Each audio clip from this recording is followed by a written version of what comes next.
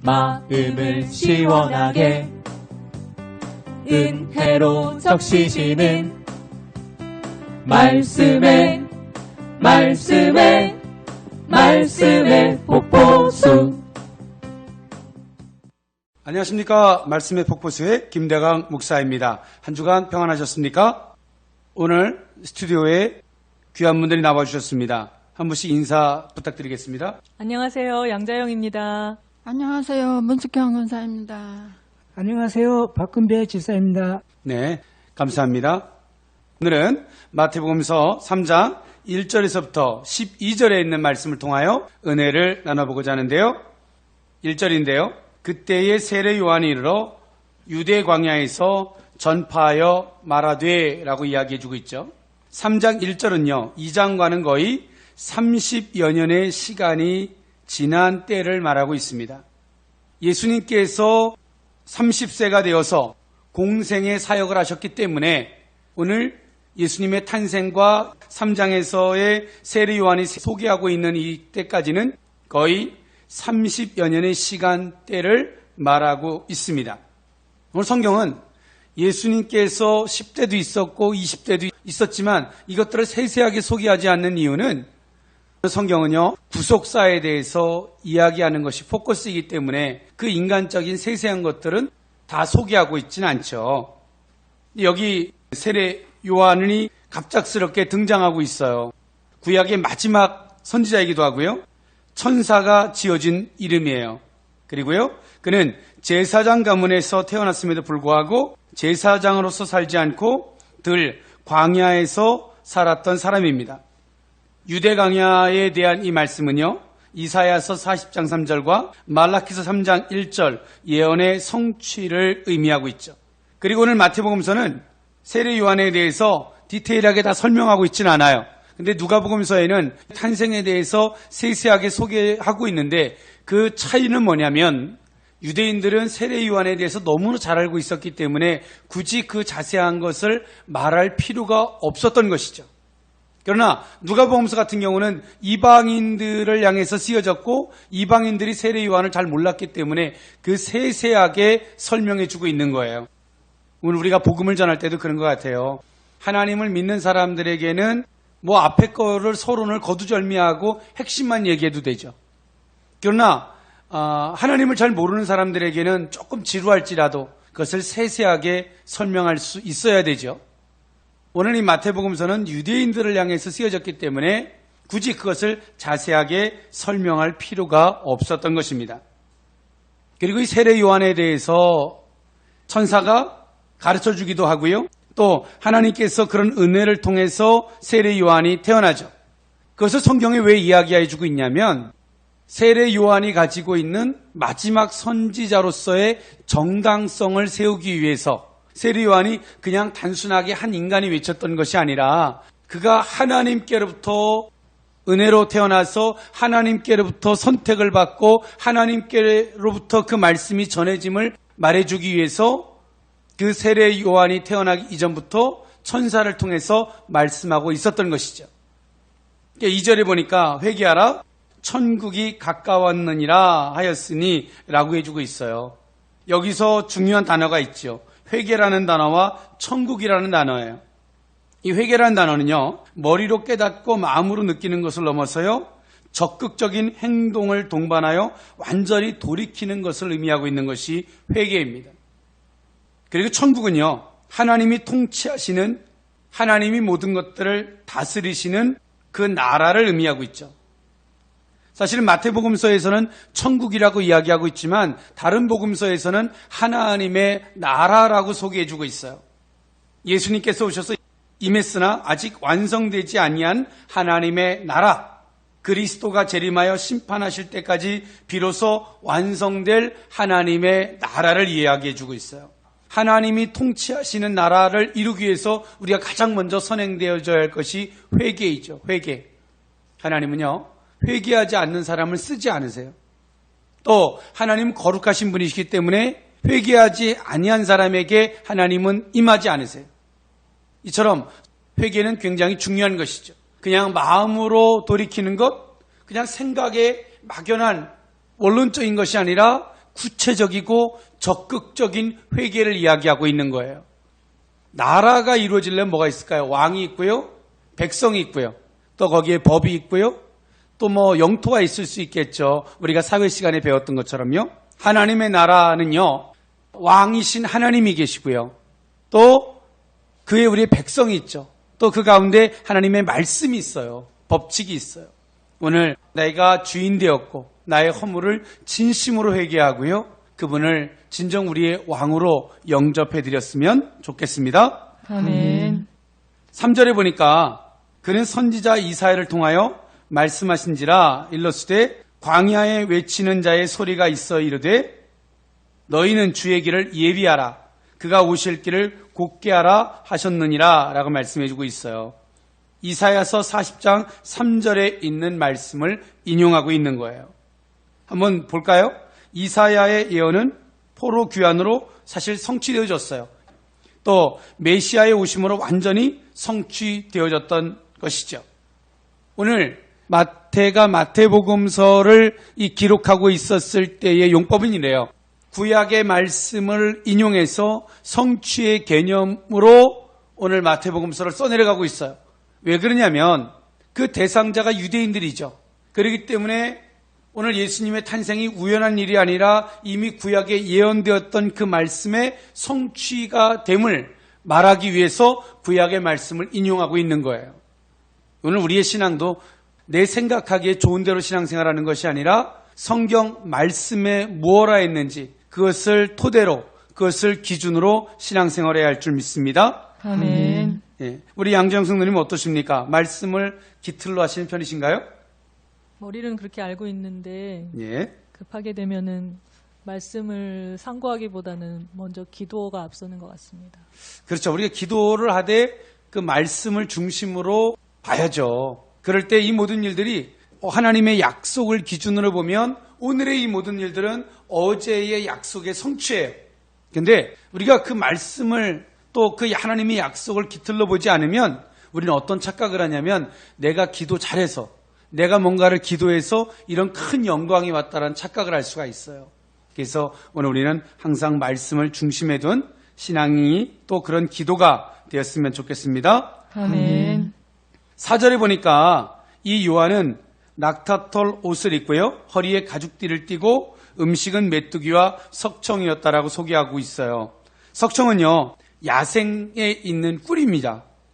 그리고요. 세례 요한은 어떤 이 외식주의에 매이지 않고요. 하나님께 받은 말씀을 전하는 일에만 그는 전념하고자 했던 사람이에요. 메시아의 앞길을 예비하는 또 그 사명을 감당하고자 했던 사람이죠.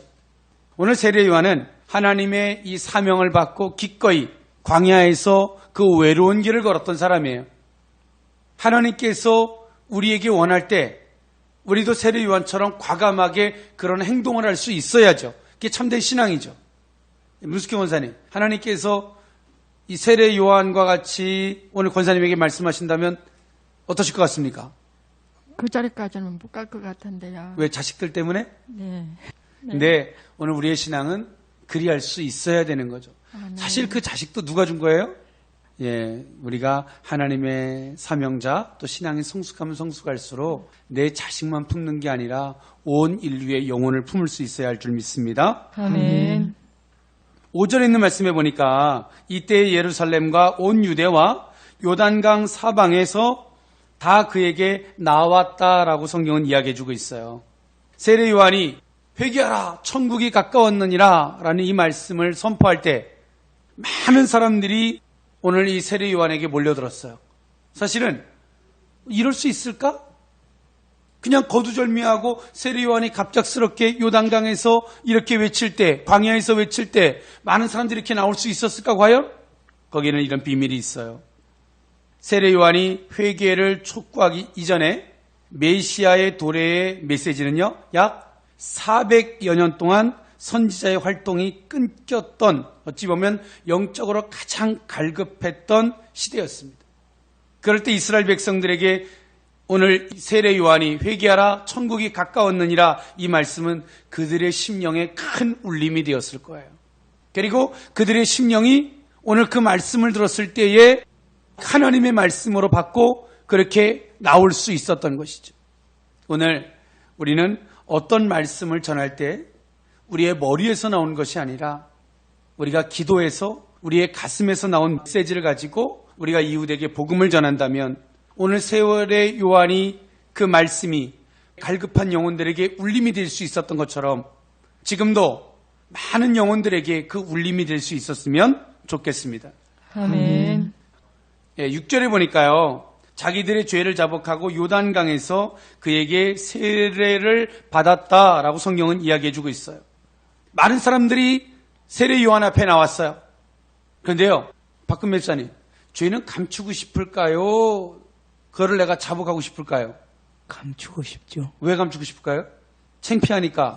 창피하니까 감추는 거죠. 부끄러우니까. 스스로 아는 거예요. 그런데 진짜 하나님 앞에 갈급한 사람, 자신이 진짜 죄인인 것을 깨닫는 자, 아는 자, 거기서 돌이키기를 원하는 자는요, 부끄러움과 누가 나를 비판하고 정죄할까 이런 두 가지, 세 가지 생각하지 않아요. 진심으로 하는 거예요. 오늘 세례 요한 앞에 나왔던 많은 사람들은요, 공개적으로 그 죄를 자복했어요. 내가 하나님 앞에 이런 죄를 범했습니다. 하나님 용서해 주십시오 라고 회개를 했어요. 그런데요, 그들이 그 죄를 자복할 때 누구도 그들에게 손가락질하는 사람은 없었어요. 왜일까요? 진정 회개하는 사람은요, 남의 죄를 판단하지 않습니다. 오늘 우리 속에 이 진실한 마음이 있었으면 좋겠습니다. 아멘. 그리고 그들이 진정한 이 죄에 대한 회개를 하고 나서 세례를 받았어요. 베피디즈, 수장하다, 담그다. 오늘 이들은 이 세례 의식을 거쳐서 하나님 앞에 회개하고 거듭나고자 한 것이죠. 그런데요, 사실 이 세례는 상징적인 의미가 더 커요. 오늘 이들이 이렇게 세례를 받았다고 해서 진정 그들의 심령이 변하는 건 아니죠. 성령의 세례가 있어야 할 줄 믿습니다. 성령이 우리에게 오셔서 내주하셔서 우리를 변화시켜야지 가능할 수 있는 것이죠. 7절에 보니까 요한이 많은 바리새인들과 사두개인들이 세례 베푸는 데로 오는 것을 보고요, 이르되 독사의 자식들아, 누가 너희를 가르쳐 임박한 진노를 피하라 하더냐라고 이야기해주고 있어요. 여기서 등장하는 바리새인, 이때 당시에 유대인들에게 있어서 종교 지도자들이죠. 분리된 사람이라는 문자적인 의미를 지니고 있고요, 율법의 개별적인 규정을 정확하게 따르기 위해서 율법을 지키지 않는 사람들로부터 자신들을 철저하게 분리하며 성결한 생활을 했던 사람들입니다. 모세 오경의 율법을 정확하게 준수했던 사람들이고요, 장로들의 유전을 지켰던 사람들이고요, 또 구전을 신앙과 생활의 표준으로 삼았던 사람들입니다. 그러나 오늘 이들에게도 문제가 있었어요. 지나치게 문자적 의미에 고착되어서요, 형식적이고 외식적인 기준에 얽매여 위선적인 신앙이 되기도 하였습니다. 그리고 유대인들에게 있어서 바리새인들이 있다면 대표적인 또 종교적 지도자들이 있죠. 사두개인들이 있었는데요, 다윗 시대의 제사장이었던 사독에서부터 유래된 단어로서요, 사독의 후손들과 그 추종자들을 일컫는 말이에요. 귀족 태생으로서 재산이 많았고요, 사내들인 공예의 다수를 차지하고 있었습니다. 기득권자들로서 서민들과 분리된 생활을 했고요, 바리새인들을 적대시했습니다. 또 전통과 구전의 권위를 거부했고요, 구약 성경의 권위도 윤리와 관련된 문제만 인정했고 육체의 부활을 아주 부정하던 사람들이에요. 영혼의 불면성, 천사, 영혼들의 존재를 아예 부인했던 사람들입니다. 이들은 세례를 받을 목적으로 온 것이 아니었었어요. 진심으로 세례를 받으러 온 무리들도 있었지만 이처럼 이 종교 지도자들은 세례를 받을, 나 진심으로 회개를 해서 세례를 받을 목적으로 오지 아니한 외식적이고 또 가식적인 사람들도 있었어요. 또 자신의 신앙을 과시하기 위해서 세례를 받으러 온 사람도 그 무리 가운데 있었어요. 그래서 세례 요한이 말하고 있는 거예요. 이 독사의 자식들아, 임박한 진노를 누가 피하라더냐라고 세례 요한이 외치고 있죠. 어느 분들이 이 말을 잘못 오해해서 욕했다라고 하는 분들도 계시는데요, 이건 욕이 아니고요. 이 독사는 자식을 낳으면, 새끼를 낳으면 새끼가 어미를 잡아먹고 산다고 합니다. 그래서 오늘 금이죠. 이 죄인된 자가 예수를 죽이고 나서야 살 자들이다 라는 표현을 하고 있는 거예요. 오늘 이 바리새인들은 율법을 엄격히 준수하는 자들로서 회개와 또 세례를 받아야 한다는 필요성을 느끼지 못했어요. 또 사두개인들은요, 현실주의자들로서 종말론적인 메시지를 믿지 않았습니다. 오늘 세례받을 만한 마음의 자세가 없었죠, 사실은. 자신의 신앙의 틀을 고집하고 오늘 세례 요한에게 나온 거예요. 오늘 우리가 교회에 나오면 내가 가지고 있는 틀을 내려놓고 진짜 하나님의 말씀이 뭐라 하는지, 성경에서 뭐라고 하는지 우리의 신앙은 이렇게 새롭게 변화되어져야 할 줄 믿습니다. 아멘. 오늘 이 바리새인들과 사두개인들처럼 까지 나를 고집하고 그것을 와서 가지고 세례 요한에게 온들, 그들이 무슨 세례를 받을 수 있겠어요? 자기를 고집하고 있는 거죠. 세례 요한은 그들을 또 책망하고 있는 거예요. 오늘 우리가 주 앞에 왔다면 자복하고 회개하고 또 내가 가지는 틀이 있다면 그 틀을 하나님 앞에서 과감히 새롭게 바꿔야 할 줄 믿습니다. 그러므로 회개에 합당한 열매를 맺고 라고 성경은 이야기해 주고 있어요. 오늘 회개에 합당한 열매, 그게 무슨 의미냐면요, 마음속의 회개가 외적 생활의 구체적인 모습으로 나타나져야 됨을 이야기해 주고 있어요. 우리 양경성님은 어떻습니까? 회개, 어떤 회개일까요? 여기서 말씀하신 것처럼 그 행함까지 가는 회개가 되어야 하는데 네. 주로 입술의 회개와 생각의 회개로 그칠 때가 많은 것 같습니다. 사실 우리가 회개를 해요. 하나님 용서해 주십시오. 그러고 나서 끝나면요, 우리는 우리 스스로 죄를 대항하고 싸워서 이길 수 없어요. 우리 속에 있는 익숙한 그 습관을 이겨낼 수도 없어요. 어떻게 해야 될까요? 성령을 요청해야 할 줄 믿습니다. 아멘. 성령이 우리와 함께 하시면 그 죄를 이길 수 있게 하세요. 근데 우리는 윤리적이고 도덕적인 회개하고 거기서 멈추고 내가 또 잠깐 노력하다 안 되면 끝나요. 그리고 우리는 이렇게 말해요. 근데 하나님이 내가 얼마나 노력하려는 거 하나님이 아실 거야. 아무리 노력해도 내가 안 돼. 그게 아니에요. 성령을 요청해야 할 줄 믿습니다. 아멘. 그럴 때 그것이 진정 회개에 합당한 열매가 되는 것입니다. 9절에 보니까요, 속으로 아브라함이 우리 조상이라고 생각하지 말라.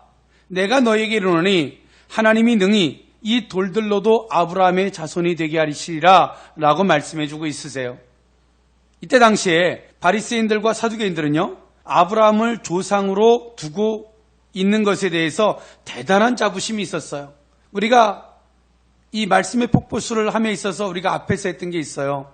족보가 두 가지 형태가 있는데요. 마태복음서의 족보는 내려오는 족보, 누가복음서의 족보는 올라가는 족보라고 말씀드린 게 있어요. 그것은 뭐냐면 유대인들은 내려오는 족보를 썼어요. 마태복음서 1장 1절에 소개되고 있죠. 아브라함과 다윗의 자손 예수 그리스도의 계보라라고 이야기해 주고 있죠.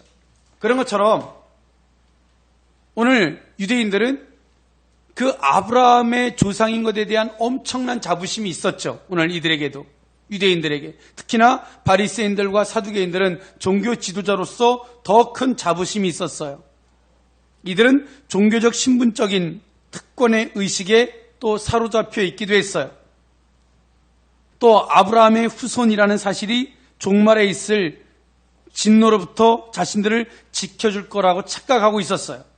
그러나 하나님은요, 아무리 구속사의 특별한 지위를 갖는 이스라엘 백성이라 할지라도요, 하나님의 뜻에 합당하지 아니하면 그 신분과 지위에서 얼마든지 패하실 수 있다는 것이 요한의 메시지였습니다. 성경도 설명해 주고 있어요. 주여 주여 하는 자마다 천국에 들어갈 것이 아니라 아버지의 뜻대로 하는 자라야 들어갈 수 있다라고 말씀해 주고 계세요.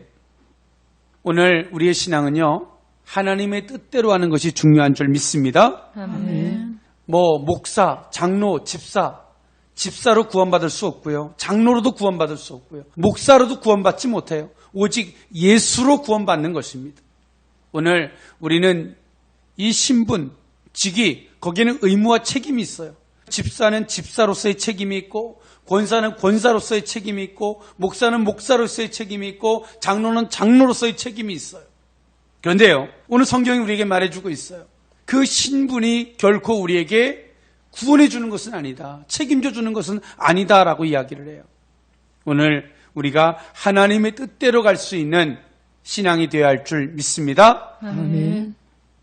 10절에 보니까요, 이미 도끼가 나무 뿌리에 놓였으니 좋은 열매를 맺지 아니하는 나무마다 찍혀 불에 던지리라 라고 성경은 이야기해 주고 있어요. 심판이 이미 목전에 다가와 있음을 은유적으로 표현해 주고 있는 거예요. 우리에게는 종말이 두 가지 형태로 와요.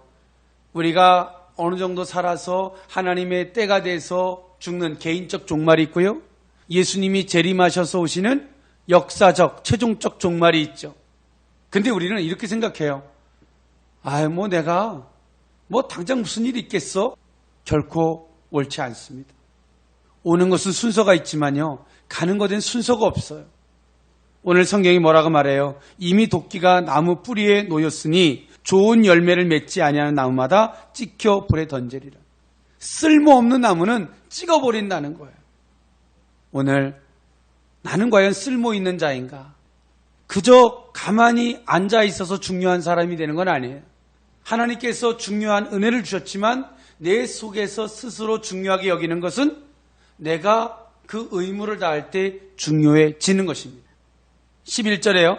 나는 너희로 회개하기 위하여 물로 세례를 베풀거니와 내 뒤에 오시는 이는 나보다 능력이 많으시니 나는 그의 신을 들기도 감당하지 못하겠노라. 그는 성령과 불로 너희에게 세례를 베푸실 것이요 라고 이야기해주고 있어요. 이스라엘에서요, 신을 드는 일은요, 천한 종의 일이었습니다. 아주 비천한 자가 그 주인의 신을 드는 일이었기 때문에 그렇죠. 종은 주로 이방인들이었습니다. 가장 천한 이방인 종이라도 주인의 신을 들 자격이 있는데 반해 세례 요한은 뭐라고 말하냐면 스스로 자신을 가리켜서 메시아의 신을 들 자격조차 없는 자라고 자신을 이야기하고 있는 거예요. 오늘 신적 존재인 메시아의 근본적인 그 차이를 이야기해주고 있는 것이죠. 또 자신이 얼마나 비천하고 어떤 이 자존감이 낮아서 이렇게 표현하는 것이 아니라 예수님과 세례 요한 자기하고는 비교의 대상조차 될 수 없음을 우회적으로 표현해주고 있는 거예요. 우리의 겸손은 억지로 고개 숙여서 하는 겸손이 아니라 하나님을 알면 알수록 우리는 겸손해지게 될 줄 믿습니다. 아멘. 세례 요한은 물로 세례를 줬지만 예수님은 성령과 불로 하신다 그러셨어요. 구약 성경에서의 불은 죄인을 깨끗게 하며 정화시키고 연단시키는 소재로 성경은 소개되어지고 있어요.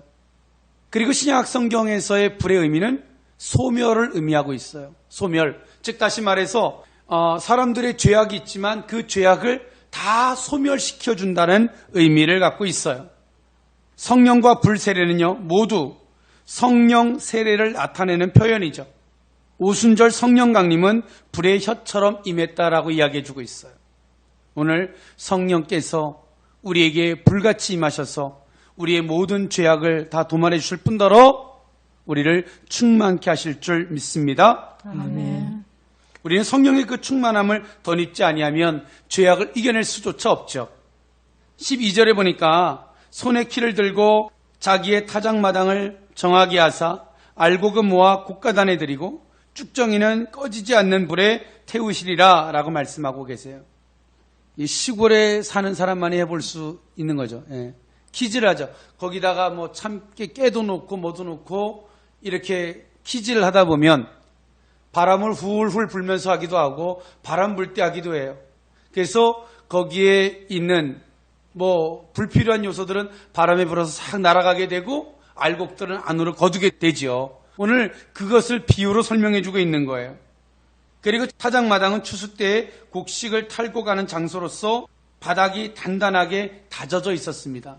또 타작마당은요, 우리나라처럼 집 앞마당이 아니라 보통 들판의 한 귀퉁이나 바람이 잘 통하는 언덕 위에서 이렇게 키즈를 하고 또 이런 곡식을 탈고 가는 이런 행동들을 했습니다.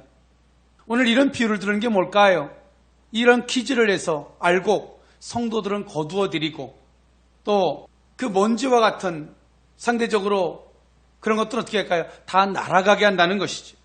알곡이 아닌 것들은 어떻게 할까요? 꺼지지 않는 불, 즉 다시 말해서 지옥불, 악인을 심판하는 곳에 다 멸하신다라고 성경은 말해주고 있어요. 자식도 보니까요. 진짜 자식은요.